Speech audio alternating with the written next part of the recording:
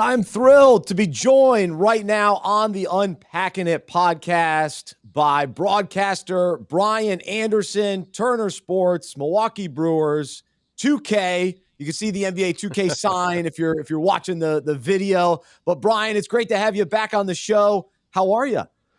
I'm doing great. Good to be with you, man. You've really stepped up your game since the last time we saw. You've got trinkets and bobbleheads, and you got a Kobe jersey and like some lighting. You've taken it a long way, Bryce. Good for We've you, tried to man. step it up. Absolutely. But same for you. And it's funny, I was going to ask you this, but I'll ask it to you now. Of all the things that maybe changed kind of during the pandemic or how it affected your job and logistics and all that sort of thing, what actually stuck? What things actually changed? Because I know for us, we started doing video, and so it's stuck. We're now doing a podcast video Yeah. wise, which we didn't a couple years ago. What about for you? Well, thank goodness what we were doing is not going to stick, and that is calling NBA games from this exact space. Gosh. I am in the bowels of my basement. I live in Wisconsin. We have basements, which is great, especially Yes. for man caves and whatnot. But in the pandemic, because we couldn't travel and amazing bit of technology to pull it off, I did 60 NBA games from right here in this seat. I had a little rig. There were more monitors on the walls and whatnot. There was a lighting kit, so it was a little bit different. But for the most part, this is where I sat and off multiple monitors called NBA games. So we're back in arenas now, and that's a good thing, and feels more normal. But this room that I built in the pandemic, I still do all the voiceovers for NBA 2K. There's a ton of voiceovers that I do for the Brewers. I still work for the Milwaukee Brewers, so teases and marketing videos and promo material, whatever they want me to do or need me to do.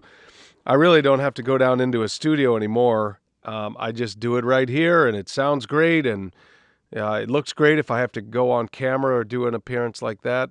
So it's actually been kind of neat to see where technology has taken us in the encoder decoder world, and so I'm happy about that. I think there has been some good things that have come out of this. Absolutely. That's awesome. So you mentioned the basement. So I live in Charlotte, and basements are rare. However, I got one. So I'm Yes. right there with you. They're the best. Well, so since you built this studio area, how much did that take away from your actual man cave and sports Nothing. viewing, or is it incorporated? Okay. Not at all. Believe it or not, the area I'm sitting in, so it's long. It's 12 feet by 4 feet wide and 9 feet tall. So 12, 4, 9 feet tall.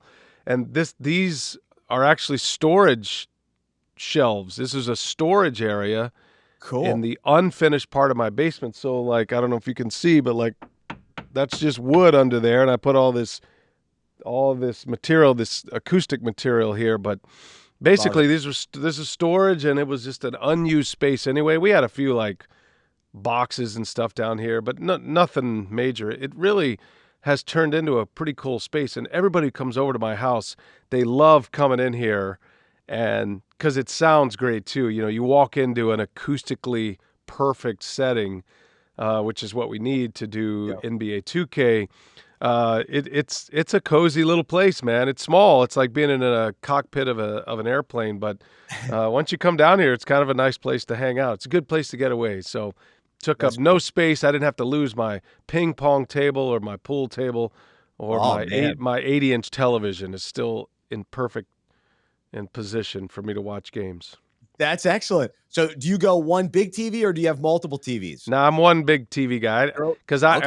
I use the multiples, but only as a second screen. Like I'll have I have a game on my phone or whatever. But honestly, I don't watch a lot of games as a fan. So when I'm watching games, it's for preparation as I get ready for NBA or Major League Baseball games, and I'm kind of grinding on like I need something in my hands that I can toggle back and forth, and so I use an iPad, my laptop, whatever I have. But I do a lot of prepping here, actually. I have multiple screens that I can split off into, the same game, but maybe both broadcasts.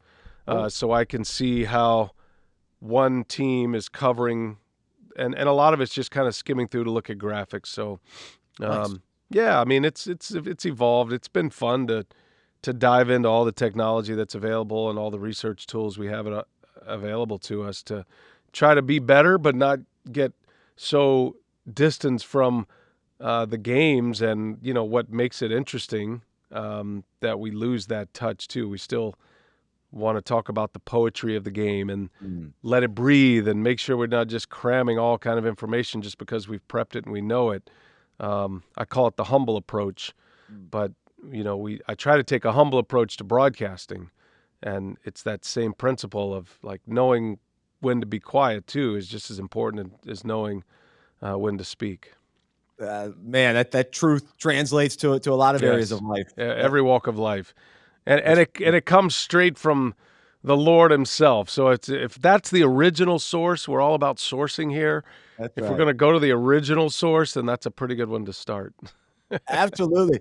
But no, that is a good point because sometimes I'm listening to a game and the stories are great, but it's like, wait, there are just 3 awesome plays that kinda got overlooked Yeah, because you gotta finish the story, and sometimes the story gets interrupted. So that's a challenge, I'm sure, to yeah. balance that.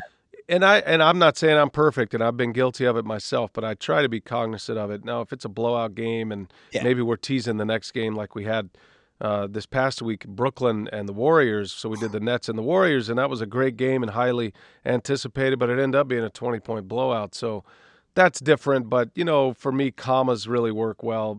Verbal commas, I call them, where you can just put a comma on your story, or this notion you're trying to get into with your analyst, call a play, especially if it's guys who are in the game in a 20-point blowout in the fourth quarter with 3 minutes left that aren't playing much. Like we had a guy made his NBA debut, and so those things are important to me because I know it's important to those players and their families. So I try to give that the attention that it deserves.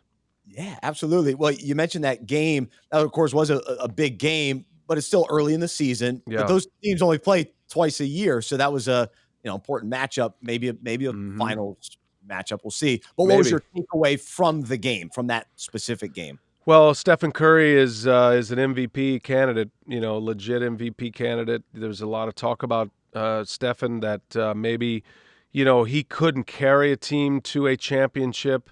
I think that's just kind of a clickbait kind of narrative that you see a lot. I don't think anybody really believes that inside the game. I certainly don't, but it does hang out there. And, he won 3 titles, 2 with Kevin Durant, though, and the great team they had for the first one. So it is clear that Stephen Curry is in the discussion for greatest player in the game now. Kevin Mm, Durant is also in that discussion, and guys like Jokic and Giannis. So there's a group of players that are in that discussion, but Curry's in there, and he does lead to winning. It's not just his incredible shooting prowess, and you being in Charlotte, I mean, the Curry story well, but mhm. it's really important that Curry is on the floor because of the way he spaces the floor, and he just makes everybody better because you have to respect his shooting ability from 35 feet, even sometimes 40 feet. And so I think that's a really interesting thing that's happening, a phenomenon that he's kind of stretching the game out so far. It's almost like if in baseball you could never do this, but if a player had the ability to make the strike zone smaller, if he could go in with his fingers like you do on an iPad and you could make the strike zone smaller, that would be better for the hitter. Curry's doing that in real time with his skill. So it's been interesting to watch. That was my biggest takeaway from that game, and I think the Nets got exposed a little bit with some things that they're going to need to address. They've been a good defensive team, but they've not played a lot of high-powered offenses yet, and they still have issues, and they still have the Kyrie Irving saga to work out. And what do they do with him? Do they trade him? Do they wait for the mandate to be lifted? Because who knows if it will be lifted in New York City. So there's a lot going on with the Nets still, but Kevin Durant can certainly carry a team to a finals. And then James Harden, who's not had a great start, if he gets going at all, then now you're kind of looking at a potential finals matchup. That's kind of what I took away from that game. Absolutely. I'm just blown away that they're playing this well, and then Klay Thompson is expected to be back Yeah. and hopefully back healthy. And he's the Yep. kind of guy that fits right in because he fits Sure. into the system, and everyone knows what he's capable of doing. Well, he's a great offensive weapon always, but the thing that has made him great has been his defensive prowess. And he's the guy that guards the number one wing option. You know, he's been the guy that has lightened the load defensively on Stephen Curry. So he's coming back from an ACL, then an Achilles. He's missed 2 years. I feel like we're going to be asking a lot out of him to expect that kind of high-level defense that we've seen. But I don't know. No one's really seen him. Kevin Durant looks healthy. True. But to expend that kind of effort and energy on the defensive end, that was what was such a marvel about Klay, is that he had this motor, that he could be this amazing offensive player and shooter, but also give you just as much on the defensive end and be your best defender. You know, that's so I don't know if he's going to be that kind of defender. I don't feel like his offense is going to suffer at all. He's been shooting for 2 years. Like, his mechanics were already almost flawless. And imagine a guy who has perfect mechanics anyway, and all he can do is shoot, Gosh. and that's all he's been doing. Like, he's going to be dialed. There's Oh, no question. But who knows defensively? I mean, that's a major story that we'll have to watch. definitely. I just think the NBA is more fun when the Warriors are good and Yeah. playing that style of basketball. It's great. So I love that they're back in the mix, back on top this season, at least to start the year. Well, I've got a ton of things to get into, but I did just want to hear your thoughts on the last couple of years, because we've all had different experiences with the virus and all the ways that it affects us. But what was your kind of just personal takeaway from the downtime? You were away from sports for a while. All the changes that took place to all of our lives and schedules and all that. And so for you, from a personal faith standpoint, what was your story throughout that? Yeah, I mean, for me, it was an opportunity. Like, I think, we're called to be different, better, Christ-like, in every situation, wherever our feet are. And I think that was an opportunity to kind of be that way. And for me, it was I just tried to bring joy to whatever I was involved in. I'm not saying there weren't hard days and you're, racking your brain. And I'm not able to do my job as well from a studio setting like this without seeing the game right in front of me, having to watch it off a monitor. So I know that. And I would go down a road of like, man, I stink right now. I'm not doing this well. Mm, Even though most people at home would say, and all the executives like, oh, it sounds fine. And it probably sounds somewhat normal, but I know the difference. mm, So I can get wrapped up in my own, my own ego a little bit to say, well, I've been at this level and now I'm kind of mm. maybe at this level, which sounds okay, but I know better. I know this should sound better, and I'm missing things that I wouldn't normally miss. And so either get wrapped up in the actual of all that and upset and angry, or flip it and say, hey, man, this is amazing that we're pulling this off. We're bringing entertainment to fans. And, I get the Pollyanna a lot. I'm a really positive person, and that's okay. Like, that's a compliment to me. Like, you're so Pollyanna about everything. But I really do try to look at things from that perspective. Everything is a gift. And there's a lot of crappy things that happen in this world and happen to us. But, we can also write new stories after those moments and those incidents happen. And so that was kind of my approach. I tried to take it that way. It wasn't perfect. But I definitely had that on my mind, that there's a lot of people that are on the other side of these games that are stuck at home, that are getting to watch an NBA game or a Major League Baseball game or whatever it may be. And then the second layer of that is there's a lot of people that are involved in the production of all of this that are working extremely hard to pull this off from an engineering, from an IT perspective. And, it's kind of up to me not to be the one that's causing problems or complaining all the time. So I just felt like bring that joy when you can and appreciate all the skill that has been assembled here to try to pull what we were doing, try to pull it off, which, very few were lucky enough to have that opportunity. I work for a massive company with massive resources in Turner Sports and the Milwaukee Brewers and Major League Baseball. So, I mean, I'm glad to be able to do it. I think it was a real interesting test, and I felt a little bit of stress of being home a lot and not in the rhythm of traveling and being at games and the energy you get from the games. But I also felt really challenged to unlock those things that might add to that. And for example, bringing in a speaker, I put a speaker right back here that was a direct line from the audio console in Atlanta, which was just the nat sounds, just the natural cool. sounds. So I would turn it up and it would fill up this room as if I was in the arena. You could hear the squeaks and the whistles and the fans. And I mean, Wow. there were no fans, but like the fake fan noise. So, it's like, let's solve some riddles. That's kind of how I went about it. And I think it was a roaring success, and I hope we never have to do it again. That's right. Me too. Absolutely. Well, speaking of having that joyful approach and perspective, kind of what is your process day to day to remain in that mindset, and how do you, just stay disciplined in that? Yeah, and I don't think you always have to. There's a big difference between being happy and having joy, and Right. and that's a major difference. This is not happy Christian guy, because I'm upset at a lot of things in this Mm. country, in this Yeah. world, and and the way our political landscape is right now, and the way people are being mistreated, and the racism that's rampant, Mm. that's out in the public now. So Mm. that's upsetting me. I get angry at that.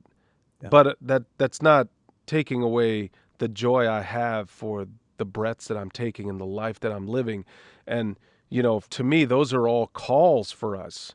We should be upset by things that are happening in this world that, we know aren't right. And we're kind of called to speak up, and we're kind of called to lean into those and help people who can't or don't have a voice, or just be an ear, or understand to the point where we can help make change. And I'm not saying I have this huge voice where I can help make change, but I certainly can hear a lot of stories and relay a lot of those stories on the air in the middle of my games or That's through right. social media or whatever it may be. So just be more attentive to that. So maybe that was a call for me, the anger I was feeling about it and still do.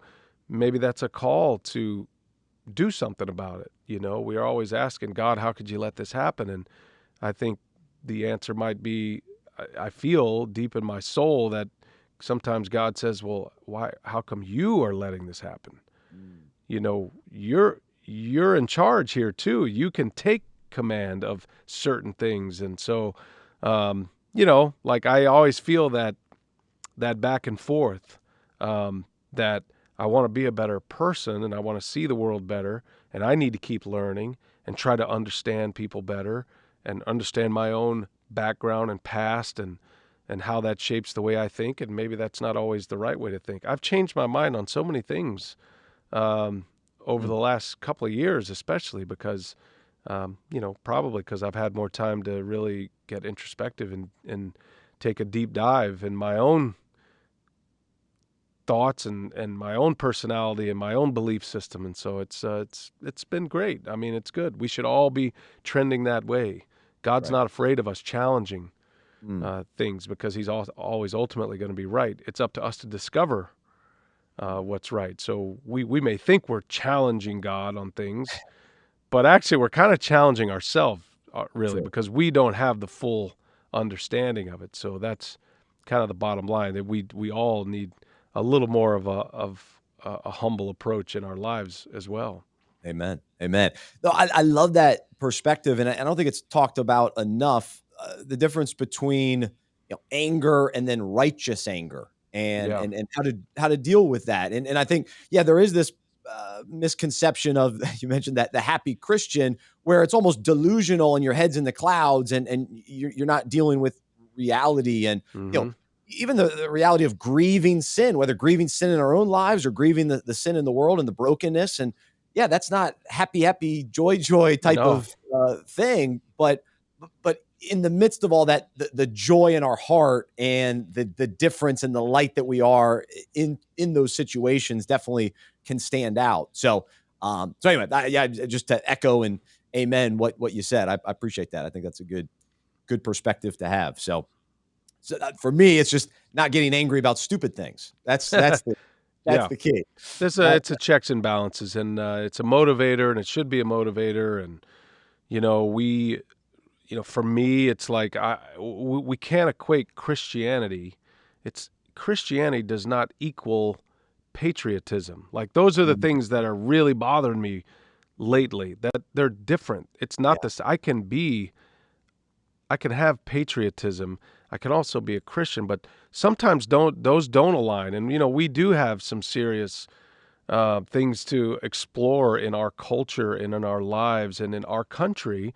And it doesn't mean we're not being patriotic. It doesn't mean, this nationalistic approach where it's, God blessed America and only America. That's not true. I mean, that's just not true. So that's one thing that I feel like, growing up in Texas and having that idea of like Texans are awesome. Why wouldn't anybody want to be a Texan? But then I moved to Wisconsin. I'm like, wait, well, Wisconsinites are pretty awesome too. And maybe I wasn't so on point with that all Texas and only Texas is kind of where you need to live and grow up. Obviously, that's not true. So maybe we keep expanding that bubble, That's right. that applies to everything else. So, and I try to take all of that into my job, and I don't compartmentalize how I'm going to go prep for a game or perform in a game or think about a game anyway. Like when I'm thinking about players and prepping for a game and what I might say, I think it's with that common thread in me, like what's interesting about this guy and what is he doing. And so then I'm able to share some of the things that these players are doing in their lives that I think is amazing. LeBron James is an amazing personality that is doing incredible things, not only on the basketball floor, but off it. And so I cheer him and I praise him. And I love telling those stories. Not to say if he does something on the floor that, is something to reprimand, you would do that. If he got lazy, and he'd be the first to tell you. But so it's important to me to keep that perspective whenever I can. I'm not perfect at it, but I try to always have that as kind of this, the mission statement, the centerpiece to what I do. That's cool. Yeah, and I do think people miss out on just the greatness of LeBron because of maybe a few things they didn't like that he said or that they think he believes and that sort of thing. So I've been a fan of his and appreciate what he's done for the game and the communities that he's been in. And he's a from my vantage point as a fan, he's a great guy. So I think as I have conversations with people, I know certain people just don't like him. They just write him off. And I think they're missing out on so much of what he's done on and off the court. And no question. Sure, closer. I almost don't even want to know that side of it, so it can only embolden their narrative of him. I mean, you can not like LeBron because he's dealt daggers to your teams. Like, that's fine. That's no big deal. I hated Lynn Swann because I was a Houston Oilers fan, and that guy punished my Oilers all those years, he and Terry Bradshaw. But that's different than what I'm talking about and what we're talking about. That's, you got to give the guy credit for what he's done. And there's a lot of players like that. I mean, there's a lot of guys that are doing amazing things and come from amazing backgrounds, especially in the NBA or in baseball. Like, I'm always gravitating to the Latin players because almost to a man, it's a phenomenal story. It's an incredible story, whether they're believers or not. Also, we don't have to just, we don't bunk up into our own camp and say, I'm only going to praise those who believe. And that's not what we should be doing at all. We should be reaching out to everybody and recognizing beauty everywhere or generosity everywhere or grace everywhere. And they may not share our beliefs, and that's okay. It's really okay. But you can still see God's hand in their life as they're telling their story. And that's neat too. Yeah. No, absolutely. That's a cool approach. So the let's see, how you doing on time? It's 3:30. I don't good. Yeah. Okay. Go ahead. Okay. So just along the lines of the faith conversation, for you, are you a reader? In kind of what in what ways do you grow? How do you kind of grow the most in your walk with Jesus? What are some of those things that keep you? Yeah, I mean, I need to be. I always say, and I feel like I need to be a better reader. I'm not. I feel like I read so much in preparation for games, which are rolling in every week and multiple days a week, and it's almost like I can't even concentrate for that long. So a lot of it, I love like Utmost, the app Utmost, and I read that just about every day, and I kind of go through the quick verses. There's a friend of mine sends me a group of us a text every day that's got a verse and a little note on it. So I'd say it's all these little taps on the rock. Um, Mm, but also music is really important to me. mm. And I was just listening to Mac Powell's new album, which is beautiful. Oh, how is that? Yeah, It's third day. great. And he's such a good guy. And I hadn't talked to Mac in a few years and hadn't seen him. Obviously, they're not touring, so I used to go see him whenever they would come to Milwaukee or Wisconsin. But I did the Braves in the MLB postseason, so I had Atlanta and the Dodgers in the NLCS. So of course, Mac was popping in like, "Hey man, I'm watching." So Nice. I kind That's of cool. got reconnected with him there, and that was cool. I hadn't I didn't even know what he had going, just because I've been wrapped up in my own stuff. But music's really important to me, and so it doesn't have to be faith-based music either. It's not always. Sometimes it's instrumentals or whatever. Like Mm, again, I see his hand in everything. That's kind of the way I look at life, and I think, um, you know, I I get a lot of my worship from different genres of music, mm. especially Christian music, but Yeah. not exclusively. I love Tori Kelly's. It's been out a couple of years now, but there's a gospel album she did Mm. that I Yeah. still listen to. It's almost, I don't know, man. I get on an airplane and I pop in that Tori Kelly Mm. album, and it's like, I don't know. It's just something like I'm in a window now. It's been a couple of years. I think because it was new, and so I was traveling. This came out. I was listening to it a lot on the planes. Then the pandemic hit. Ah, And then I started traveling again. So I'm back on the planes. It was like, oh, I'm just going to pick up right where I left off. But it that's feels cool. right. And it's like a salve. I love gospel music. Um, I love like even bluegrass Mm. music. Like Alison Krauss is one of my favorites. And, she has a number of spiritual um, tunes in her reel. But yeah, so it's kind of all over the map. I know it's a weird answer, but like for No, me, that's cool. music puts me in a good place. I'm the same way. I love music. I'm not a musician or singer or anything, but I Yeah. absolutely love music. And so what is your connection to music? I Similar don't I thing don't or have it. I have no skills. I play no yeah. music. I cannot play guitar or any instruments. I've tried, but I am from Mm, Austin, Texas, and I think that yeah. was a big influence in my upbringing, the live music capital of the world. And I kind of grew up with Stevie Ray Vaughan and Willie Nelson, and Mm, there was the Chris Tomlin's an Austin guy, like into the Christian genre. So for me, it was just, I don't know, music was just such a part of our lives. I really wish I would have picked up an instrument at a younger age. My daughter's a really amazing singer. oh, Um, cool. not trying to become a singer professionally, but she can just sing, and she's always sang and been in the choir, and I love that. So, um, yeah, I've met a lot of people through baseball and basketball that are musicians. Josh Wilson's one of my favorites, and Oh, yeah. he's a guy that we've done some charity events with before, and of course Mac. Um, and then there's a lot of artists that aren't even in the Christian genre and probably wouldn't even call themselves Christian at all, but they're spiritual as well, and I appreciate that too. So just it's a Yeah. part of my life, and I feel like I think in song or I think in Mm, rhythms, even mm. when I'm broadcasting. It's funny. Most of my analogies are music analogies, so I'll tell young broadcasters, Bryce, I'll say, so what I'm hearing is your delivery is like a marching band. Oh, It's wow. very rhythmic, and you're hitting all your lines, and everything's kind of perfect, and you're marching, and you're pow, pow, pow, and it's. But really, you need to be more of a jazz musician. You need to feel the game, let the game kind of take you where. So that's one thing I say a lot that seems to resonate, and it's. I'm looking for easy ways to make a connection to what I'm hearing and thinking when I listen to all these demo reels of all these young announcers.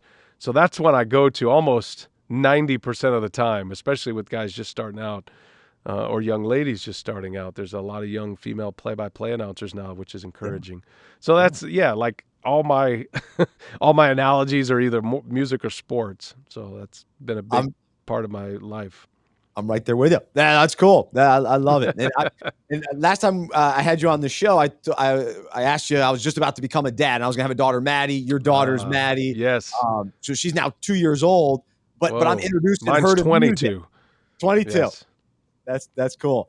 Yep. But I'm introducing her to music, and I'm loving it. Just seeing what style she Yes. resonates with, even as a 2-year-old. So it's been a treat. Well, But that's one of the greatest things you can hear is your 2-year-old. My daughter used to sing all the time at a very, very young age. Like I remember her singing "Take Me Out to the Ball Game" when she was two yeah, I've years been old. doing But that. but when Yep. she starts singing like the popular Christian songs, if you're listening to Oh, that, that's a yep. really that's a good place to be. When your little one is belting it out, it's very cool. Yes, when she sings "Jesus Loves Me," that's Oh, strong. It's strong. It that melts. I have a It melts. video of my daughter Oh, singing do ya? that, and it's just the greatest. Makes me cry every time, even Oh, all these years later. I bet. I do need to capture it. I don't think I have it on video, so I need to do that. But Yes, do that. You'll want it later. definitely. How is your daughter doing? So she's 22. Has she graduated yet, or? Not yet. She's in her senior year at Marquette University. She's got one more semester next spring. She's already moving kind of past the college experience life. She's going to be entering the workforce and taking a few classes to finish up her degree. Um, she could have probably pushed it a couple of years ago and finished early, but I think she at that time wanted to take the full 4 years, and so she's doing great. She's on the dean's list.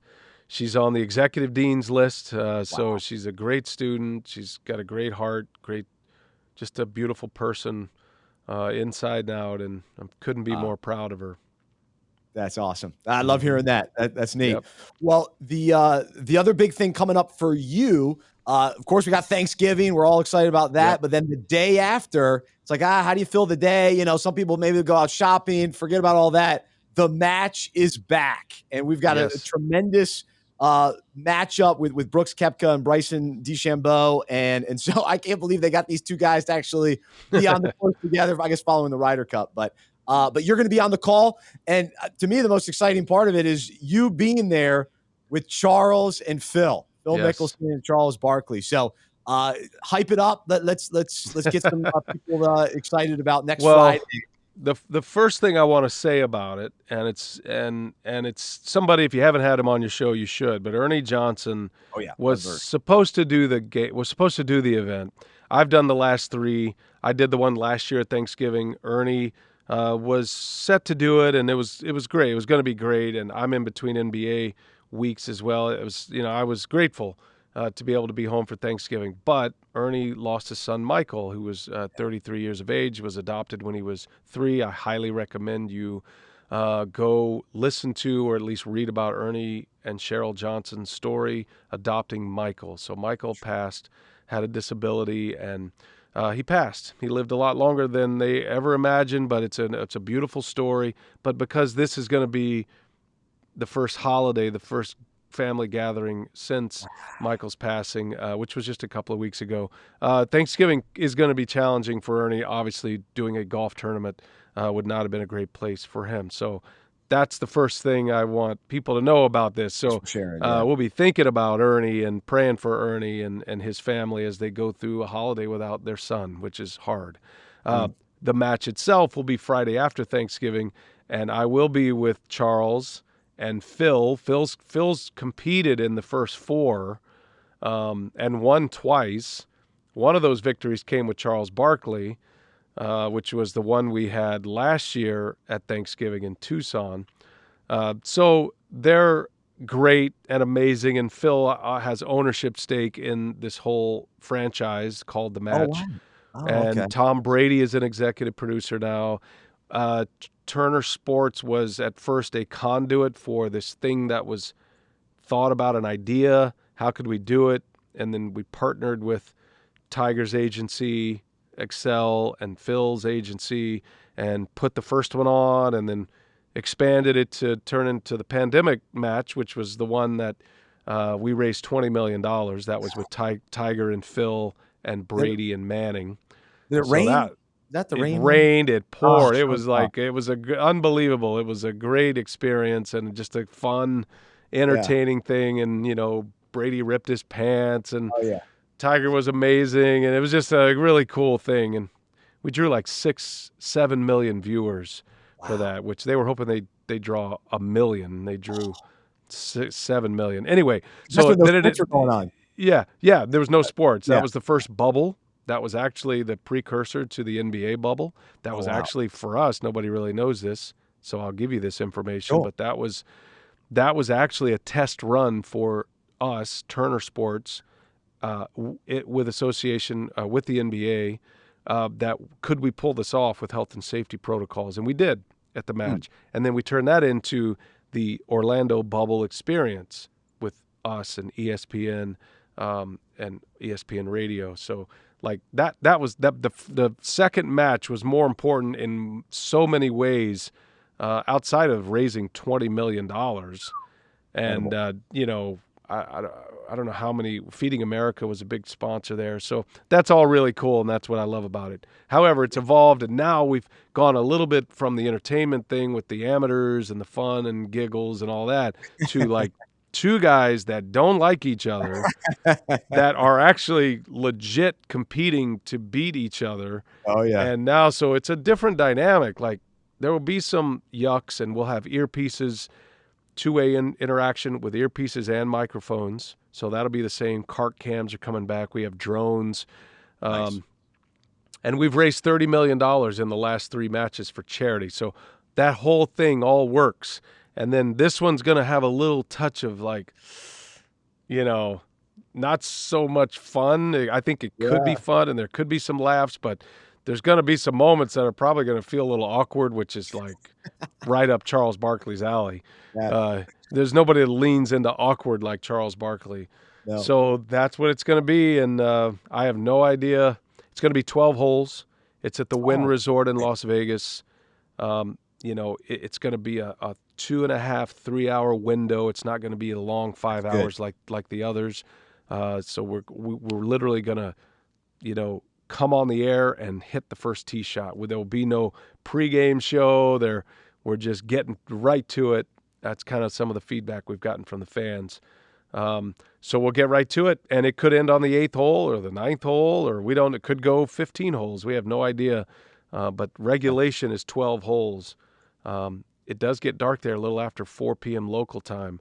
So we have a bunch of lights set up on par threes if we need extra holes. That actually could be really fun, Cool. to have these guys kind of shoot it out in the dark Oh, man. under the Musco light. So I think it's going to be great. It's going to be different than the others, but I think it's going to be really intriguing, especially on the Friday after Thanksgiving. It's a beautiful window for viewing with your family and, the holiday spirit, and you're all gathered there. It's a great thing to pop on and watch together and have some laughs and watch some really good competition.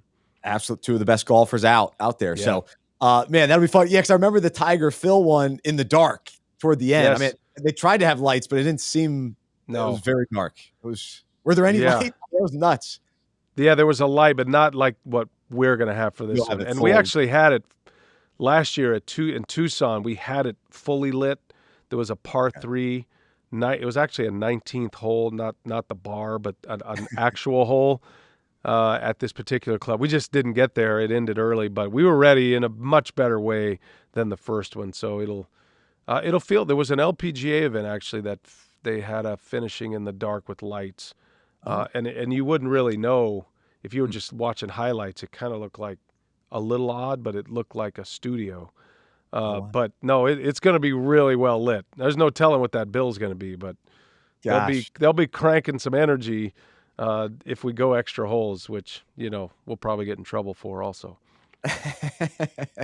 No, that'll be fun. I'm looking forward to it. So Brooks Koepka, Bryson DeChambeau, Yep, Phil Mickelson, Charles Barkley, Brian Anderson, Friday at 4 p.m. Day after Thanksgiving. So Black that's right. Friday, 4 Eastern. So that should be a blast. What you've worked with Charles over the years, I guess, here and there, but Yes. he not on an NBA broadcast so much. He's not usually in the booth with you. So this is a little unique, him doing golf, but Yeah, what's that dynamic like for great. your role dealing with him? He's great. I love him.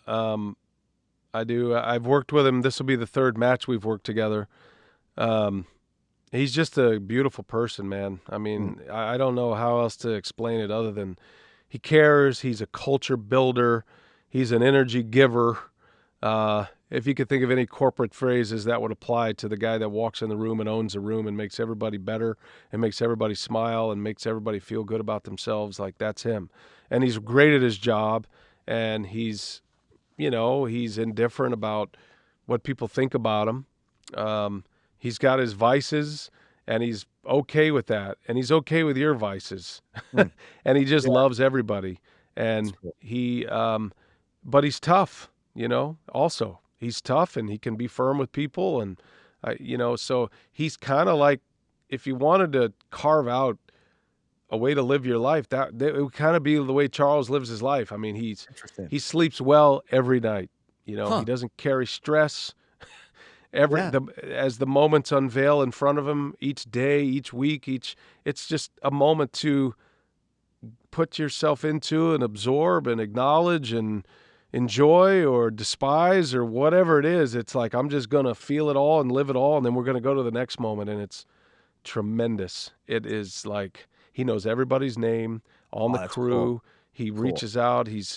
I've seen him do things that he would be embarrassed that I would even say, but I've seen him Mm, give people multiple $100 bills that he has sensed that are struggling. It's like he walks wow. around with this notion like, man, this person looks like they're troubled, and what's the matter, Mm, girl? Or what's the matter, man? And it's amazing how accurate he is. Most of the time with that. It's incredible. gosh. That's neat to hear. And I always hear them joking about he always picks up the tab when people go out for dinner with him, and Always. so Always. gosh, I've never paid. I actually paid for a round of golf. We were at this club, and this member invited us, and I went in early to pay for all of our green fees because Charles will never let us pay. He was so mad at me and threatened me, if you ever do that again, this is wow, my he's dead friend, serious. my club. You never do that again. And I was like, man, okay. I mean, a lot of guys say that, but they don't really mean it. He was Yeah, dead serious. Do not ever pay for my green fee again, ever. I was like, okay, Mr. Barkley.